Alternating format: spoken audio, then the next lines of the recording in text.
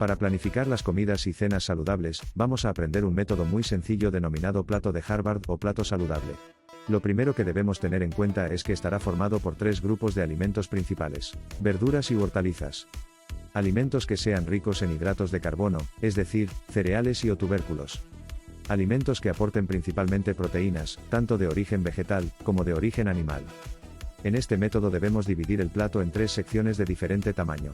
Una parte que ocupe la mitad del plato, un 50%, y 2 partes que ocupen un cuarto del plato cada una, es decir, un 25% cada una. Fíjate que la parte de las verduras y hortalizas ocupa el doble de espacio que lo que ocupa cada uno de los otros 2 grupos, que corresponden por un lado a los alimentos que son ricos en hidratos de carbono, y por otro lado a los que son ricos en proteínas. Para empezar a planificar qué comer o cenar, el primer paso es tener claro cómo tenemos que configurar este plato, así que con la información anterior, vamos a ello.